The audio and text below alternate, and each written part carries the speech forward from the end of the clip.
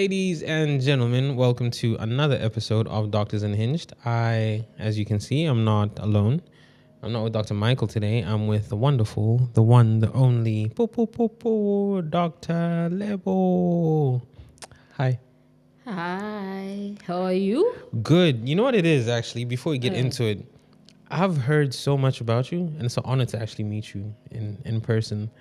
Mostly good stuff. Actually, it's all been good stuff. Let me not even try pretend about it. You're as big as it gets in terms of dietitians. I'm not sure about that, but I'm so excited Yeah. to be here. I'm not sure about being all famous and celebrity. Some people tell me that I'm well known, but as you can see, I'm very, very shy and reserved. But I'm honored. I mean, it's a good stance to have. Yeah. Dr. Levo, as you know, is that your full name? No, actually, when I started being out there in social media, Right. initially I was using my surname, which is my marital name, Eluya. Okay. Unfortunately, a lot of people were butchering it, either misspelling it, mispronouncing it, Elijah and all that. So I thought, you know what, let me just stick to simple label. Yeah. Yeah. So that's how it started. Yeah. How long have you been a dietitian for? Over 2 decades, actually. 2 decades. 2 decades. You've been doing this for a while. I've been doing this for a while, but I didn't start on social media or just being out there, obviously. I worked in a private hospital. I worked in government, military. So I've been out there in academia, but I started being out in social media about 5 years ago during COVID. Yeah. So in 5 years, as much little as I know about Dr. Lebo, because you know what it is, right? If I ever have a patient, like right off the bat, it's like, Dr. Lebo, Dr. No, Lebo, I've been out there. Really? Yeah, I think like most health professionals, we are a bit in the background, Right. For the obvious reasons. You can't just be out there advertising yourself. But during COVID-19, you know the drill. What was happening? We were not getting clientele because restrictions, lockdowns, restrictions and everything. Yeah. So I thought, what should I do with myself? And I just started. I'm naturally a shy person. But when you are behind, I wouldn't say behind the camera like we are. When you are writing and typing and people are responding, it's like you are in this world that you've created for yourself. Right. Initially when I started the social media page, it was just a social page. Right. It wasn't Dr. Lebo. Even the tone of how I write, how I interact with my followers, it's like talking to you, Right. Okay. That's how I wanted to relate with the followers.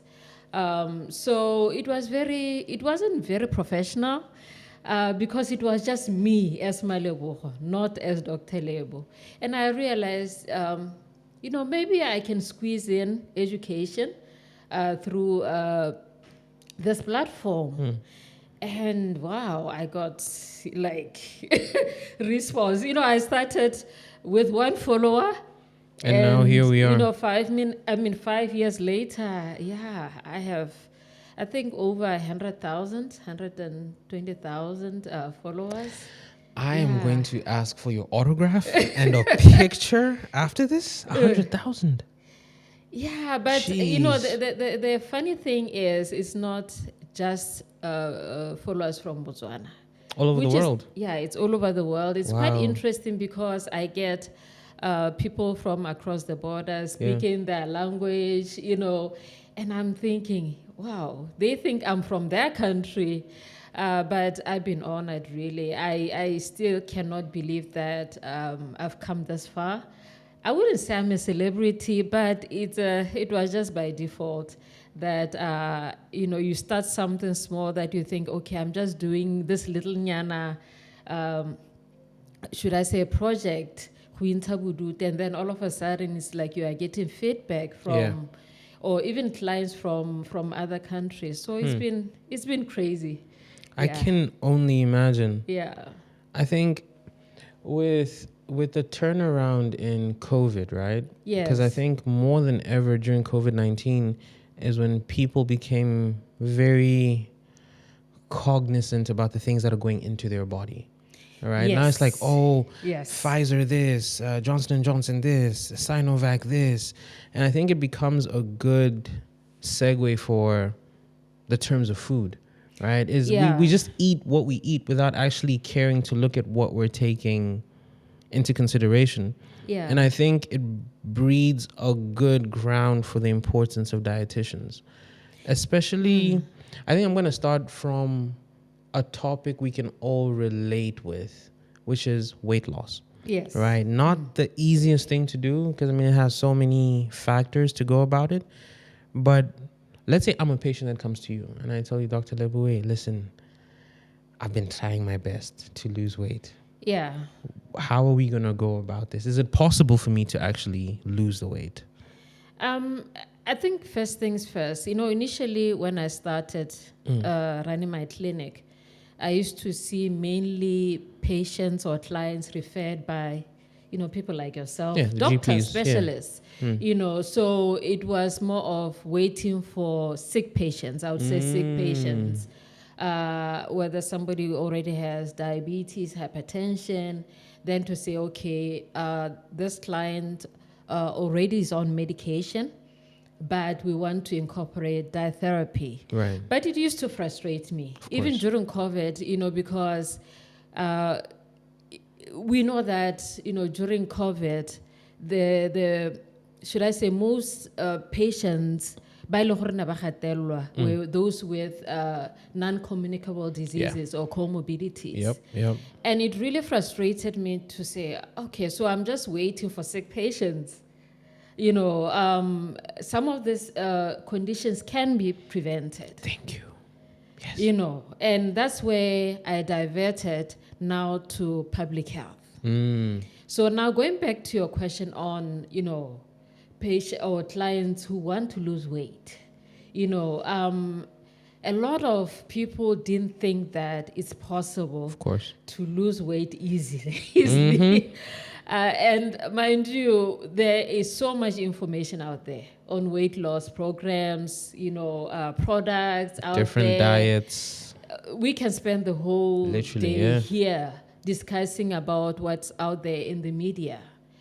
But I had to come, through my experience, to come up with something that made sense. That is not going to cost you more than you're already spending. True.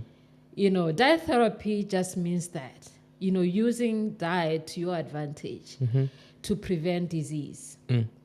Because a lot of people, when they're thinking about diet, things that are expensive. I was about to ask, isn't eating healthy expensive? Yeah, but my approach would be on behavior rather than how you eat, in simple terms, rather than what you are eating. So is that you saying you should be a mindful eater? Come on. So Dr. Level is also an author, as you may not know, and she wrote, I think it's 2023 it came out? Yes. Mindful Eater. Yes. I never thought I was going to write anything after school. But, this is one of my treasured projects I've ever done outside PhD. I wrote a book called The Mindful Eater. Yes.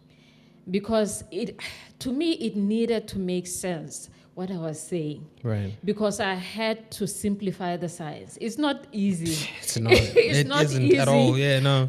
Trying to simplify what I've learned throughout the years to now saying to another Maleboho, this is how you can prevent disease. And it has to make sense, not just to clients in Gaborone or in major cities. The whole world. the whole, not just the whole world, even in Shakawe, in the remotest areas. Gotcha. Because you don't want to also, I didn't want to come across as somebody who's just speaking to, should I say, the well off.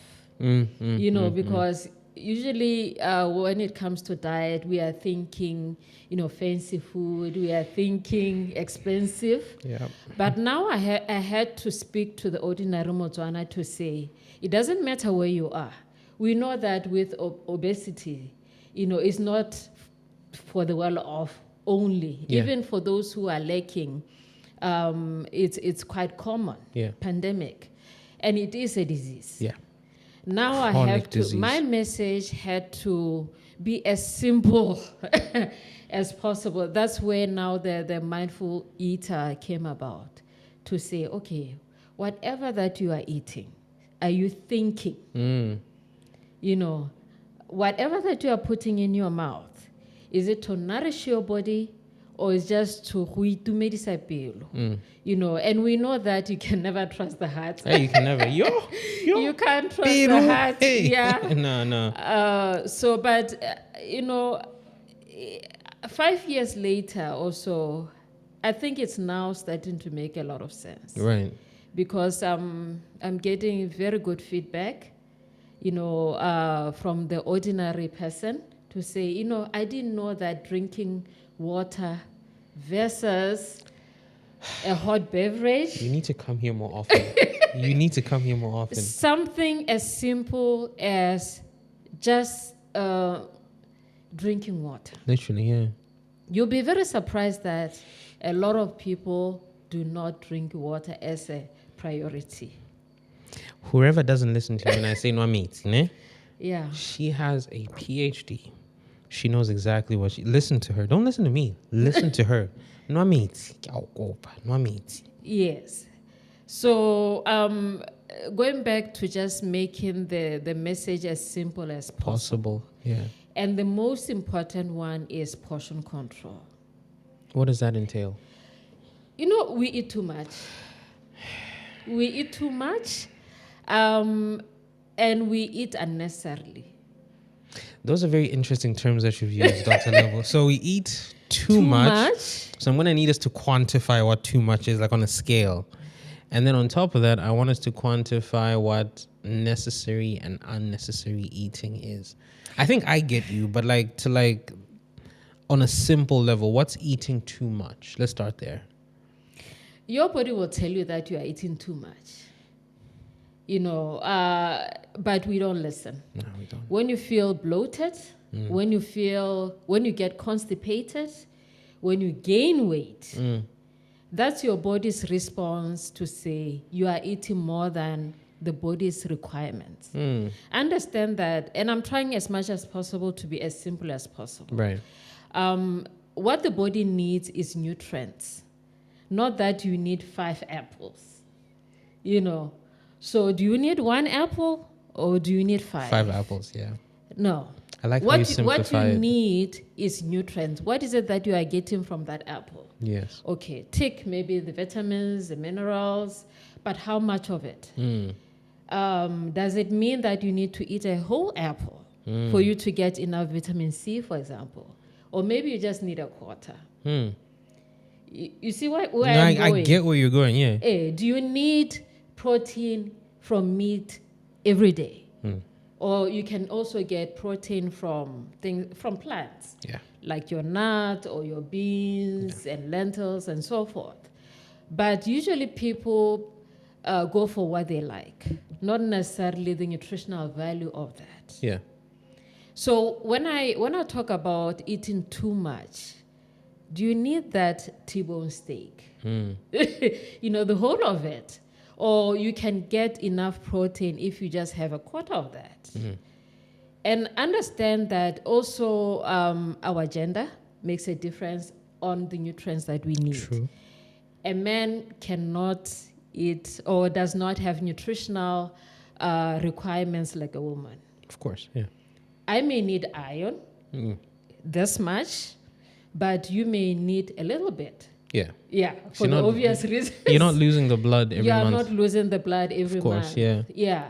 So things like that, that's how I try as much as possible to simplify the message without confusing the public with the crazy scientific terms.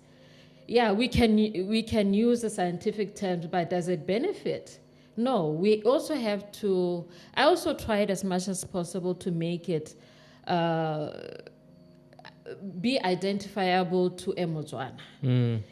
Even though I have other followers from different countries, but it has to make sense to Emotswana. True. Even when I do have clients, I have to use foods that are available in Botswana. Locally, Yeah. As much as possible. Yeah. What you're saying, yes, and I'll say this from my own personal practice. I'm really quick to refer to the dietitian because I'm a big believer that if you have a doctor that's always correct, that's a very dangerous thing. Yeah. Your doctor should be able to tell you, I don't know. Like, know where your limitations are. So I'd have patients with like different, for example, metabolic issues. And I would always tell them, listen, I need you to see the dietitian. Yes. Now, we live in an age and society where the internet is readily accessible, right? You have TikTok, you have Instagram, and everybody's putting up diet plans and do this and do that. Yeah. And I always give the example of, I learned this with a patient, by the way, who was suffering from constipation. And we both agreed that, why don't you eat beaks and jungle oats? So we look it up on Dr. Google. Yeah. And we find out that popcorn, for example, is rich in fiber.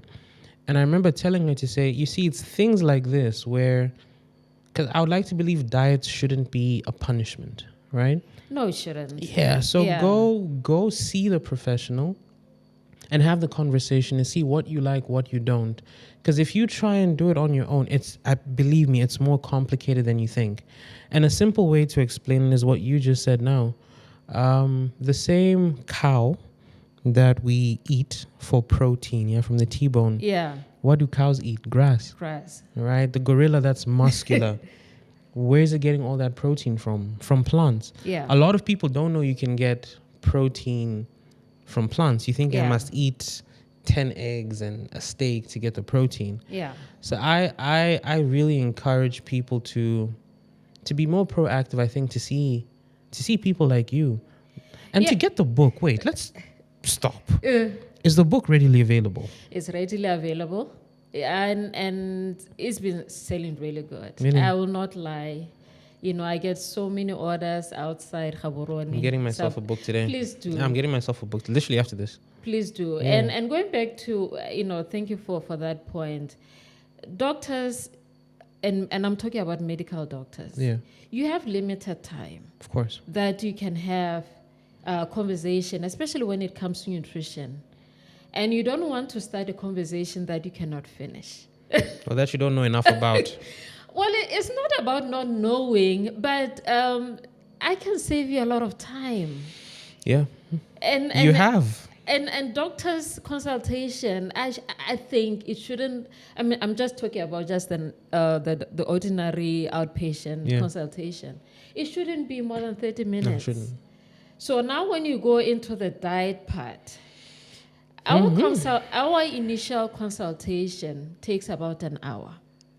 Just talking nutrition. Jeez. And it's not about me as the dietitian talking. Usually it's the clients because it's things they know. Most of the time I'm just there to reinforce the information. They will ask you, but I've read this.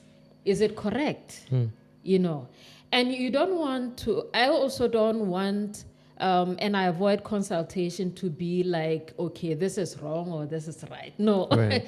No. I want the client to experiment things with their own body. Say, not to say, okay, oat or palechi or my belly can do this, benefits. No, I give you a program. We agree. What are your goals? Do you want to lose weight? Are you having an issue with constipation? Then you will tell me after the agreed time that you are the positives and the negatives. You know, understand that diet, like medication, has positives And negatives. Right. But you look at the bigger picture. Of course. At the end of the day, are you trying to manage your blood pressure? It means you getting out of your comfort zone. You know, you cannot just say, okay, I'm going to have this magic whatever, and then the blood pressure will drop immediately. Yeah. No, it can't. We need to agree, okay, what is our goal? You know, with your doctor. Should be a team effort. It has to be a team effort, because as your blood pressure goes down, you need to also have a discussion with the doctor, maybe consider reducing the dosage. You know, that's the whole idea anyway. It's True. a team effort. Yeah. So, but, you know, I like clients who are proactive, who are in control of their own health anyway. Yeah. Before we get into the conclusion, right? Yeah. I just want to ask about two things in particular. One being obesity, one being diabetes. Yeah. Right? Is because again, obesity by its classifications comes from BMI, right? Body mass index. But then BMI also has its downsides in the sense that it can't differentiate between fat and muscle. Yeah. So you could be a hefty guy in the gym, really muscular, and your BMI claims that you're overweight, but it's just muscle.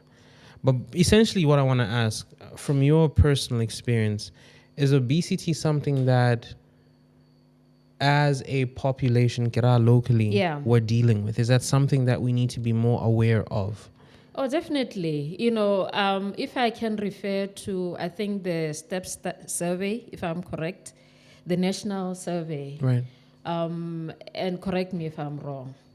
1 in a third of Botswana are overweight / obese. Yes. Whether BMI has its own limitations or not. That's to me. That's not. I cannot get into the pros and the cons of the BMI. That's why it's important to do a thorough assessment. You know, when you, I mean, if you are a doctor and you physically, want to be thorough. I mean, you look at a client, you can tell that this is definitely not muscle. Yeah. You know, and the central fat and the what do you call the circumference? Yeah. You look the adipose. Yes, you can tell that. Even though this patient or this client, it looks muscular, but there is a lot of visceral fat. Yeah. You know, so those are the, I use BMI, but it's not the only method that I use to classify obesity. What else are we using? Physical assessment. Yeah. It's an easy giveaway. Yeah. And also it's holistic. It depends what this client comes with, uncontrolled blood pressure, pre-diabetes. Those are just the red flags to say, you know, if this particular person is just muscular, they shouldn't be having this lifestyle diseases. At all. I understand why you're famous now. You have a very simplistic and accommodating approach. I feel like if this was our first consultation, I'm definitely coming back with all the questions that I have. You make it very easy to discuss health. And I think I really admire that about your approach to it. It's not easy because you have people who read a lot and they will come to you and challenge you. All the time. But like I was saying earlier, I give the client the benefit of the doubt, and I give them, we come to sort of like an agreement. Right. Experiment this with your own body. You know, if in a week you're getting a better sleep, you are getting more energized, that should be a starting point. True. And I'm not, I don't want to come across as saying everyone should be thin. You know, I don't want to make it seem like I have clients who are over 150 kg. When they lose that extra 10 kg, 20 kg, they're still very heavy. Yeah. Should I use that word? But the quality of life changes. Oh, yeah. drastically. If you get feedback from a client saying, I'm able to tie my shoes, I'm able to walk without huffing and puffing, that's really That's good. what we want. Yeah, I'm not so much with the numbers, but the quality of life. So, yeah, that's all I'm about. Yeah. You know what? Speaking about what you're about, I have a few questions that we kept aside just to get to know you a bit better, right? As a dietitian that's technically guiding us in terms of what we should eat, what is Dr. Lebu's favorite meal? You know what? You need to read my book. You need to read my I book do. because it says a lot about the journey, my personal journey. Oh, wow. Because it's not like I combine the science and also Personal my life. personal It's experience. beautiful. Beautiful. Yeah, we could spend the whole day here if I were to talk about, why I became a dietitian, why, my personal health issues, weight issues, and why I'm so motivated to help people. So when you ask me about my favorite, Yeah. If you could have one I meal right now. love beans. Really? I I would not have expected that. I do. Dr. Lebu's favorite meal is beans. I'm telling you, I could. Wow. Until I get sick. I mean, you know, beans get you Constipated bloated. and bloated. Yeah, I just love beans, but it's not for health reasons. That's just my favorite food. It's interesting. Yeah. Interesting. Yeah. A viewer question asks, should I focus more on eating or should I focus more on going to the gym? So exercise versus diet. Is it a 50-50 in your opinion, or one kind of supersedes the other? Diet supersedes exercise. Yeah, I would agree I with will that. not lie. There are certain benefits that you get from exercise that you wouldn't get from diet, especially mental health. Right. But it things that you cannot compare, even though there's this 80-20% rule, but I don't like it because it makes it seem like one is more important than the other. But it depends on what your goal is. If you want to lose weight, it's diet first. Okay. Because you can exercise the whole, until until you drop. True. Then you lose that 1 kg in a month.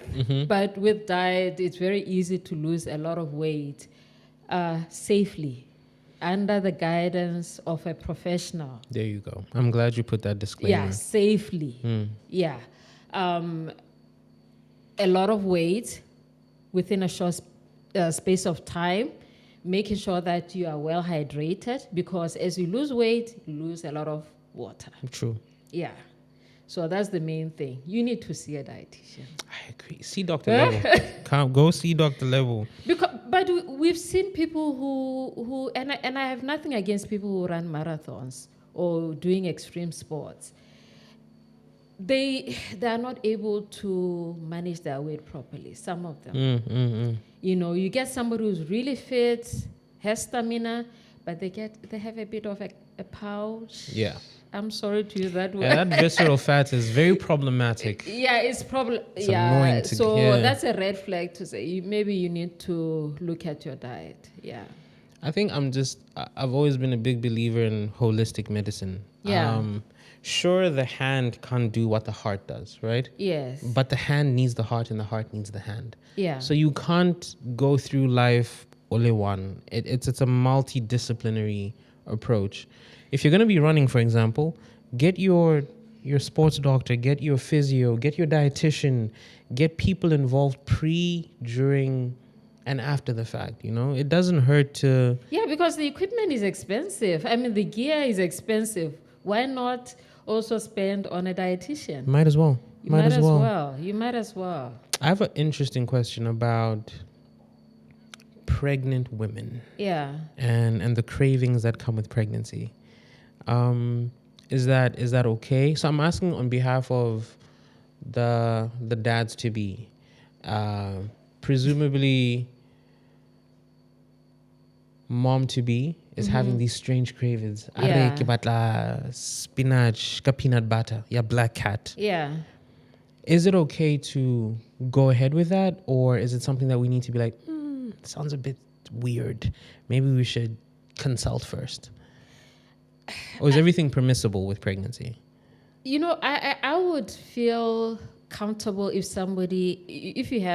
if the mother to be has crazy cravings, to consult with a There dietitian you for go. this reason. Okay. Because you cannot always give in to cravings. As much as they are normal, but you also need to prioritize nutritional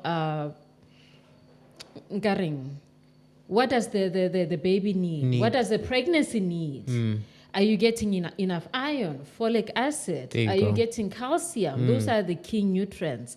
So if you lean only towards cravings, it means now you are likely to neglect The the others. key nutrients.